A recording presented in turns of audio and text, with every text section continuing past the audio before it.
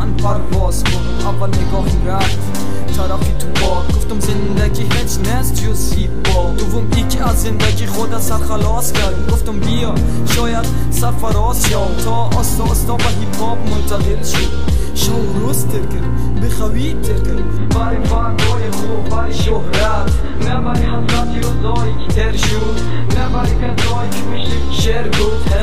قدی کلماتی ویرانگر که بنگ بنگ شلیک مشه بالا میره با ایرقی جنگ. ولی من ده هیپ هاپم دنبال سوژه بر افتخار، نه برای انتحار، نه برای افکار پلید، بر افکار جدید. کد افکار جدید مکنم پیشرفتی ایره با خدا مگم، نه مکنم ریشخندی. باز کدی دیدی باز شدم سلطان هیپ هاپ، خی سر پایین نیست باز شدم سلطان هیپ هاپ. هیپ هاپی از زندگیم کدی چار ببارش، لالا خی پس میشی یا که امران بیا ببین بیرقیم بالاست از شما را خم کردیم. سر زده آمدیم و درب زد زدیم. هیپ هاپی از زندگیم حتی چار ببارش، لالا پس میشی یا که امران بیا ببین بیرق بالاست از شما را خم کردیم. سر زده آمدیم و درب زد زدیم. هی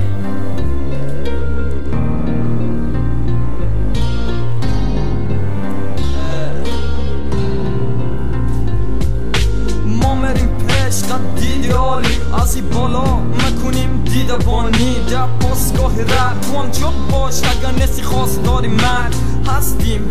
در یک سطح خرد که حتی لالای های شو میشه بر زرکی رد شدی ثانیه با ثانیه از زندگی رپی.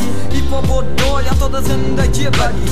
رپ یعنی شعر برابر کیک و بیس، یعنی بفهم که رپ گب نیست. درد در سرم خست نابلدی تان، یعنی حال فایت بان خیلی خبیار روشن کنم. چیم مثل شم آب شدین از شم، تازه مفهمین خو بودین در شو. کجاست نفرای انقلابی کتن انتحاری، اما صداشان ترقید با قانوری. فکرت باشه اول خودت اصلاح کن، خوب مفهمی وقتی که دیست بسیلاشون.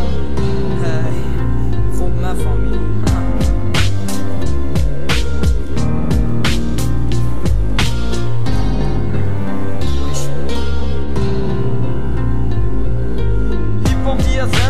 حتی چار بباریش لالا پس میشی یا که همراهیم بیا ببین بیرق بالاست از شما را خم دادیم. سر زده آمدیم و درب زد زدیم. هیپ هاپی زندگیم حتی چار بباریش لالا پس میشی یا که همراهیم بیا ببین بیرق بالاست از شما را خم دادیم. سر زده آمدیم و درب زد زدیم درب زد زدیم. هی